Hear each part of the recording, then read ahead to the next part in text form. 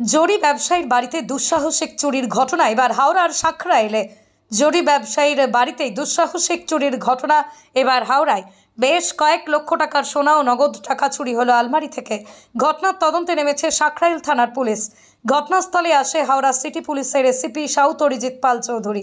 জানা গেছে, সাঁকরাইল থানার অন্তর্গত ধুলাগড় হাজি সাহেব পাড়ার জরির ব্যবসায়ী মির্জান সেপাইয়ের পরিবারে রয়েছে বিয়ের অনুষ্ঠান। সেই কারণেই বাড়িতে রাখা হয়েছিল সোনার গহনা ও নগদ অর্থ। বৃহস্পতিবার রাতেই ছাদের দরজা ও জানালা ভেঙে ভিতরে প্রবেশ করে দুষ্কৃতীরা। তবে আলমারি ভাঙা না হলেও দুষ্কৃতীরা কিভাবে পেল আলমারির চাবি তা নিয়ে উঠছে প্রশ্ন। চুরির সাথে যুক্ত রয়েছে পরিবারের পরিচিত কেউ। প্রাথমিক তদন্তে এমনটাই অনুমান পুলিশের। ক্যাশ টাকার মানে কথা মানে একদম কাছাকাছি 1-1.5 মাসের মধ্যেই মোটামুটি আমার সব রেডি করে বিয়ে শাদীর ব্যাপার ফাইনাল হয়ে গেছে।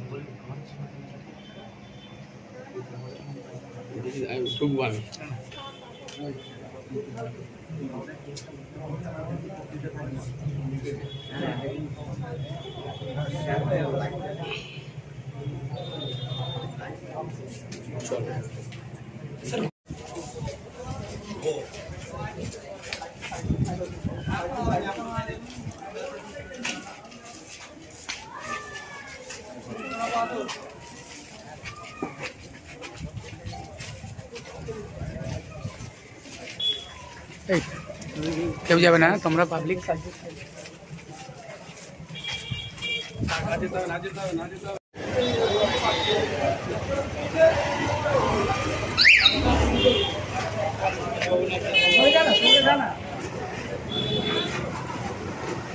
ওই বড় ডাক বড় আসছে বলুন না।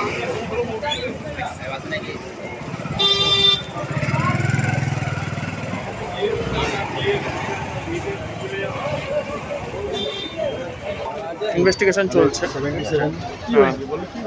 হয়েছে চুরি হয়েছে সামথিং, তো খোলা ছিল, মানে লকার খোলাই ছিল, ওনারা চাবি ওখানেই রেখেছিল।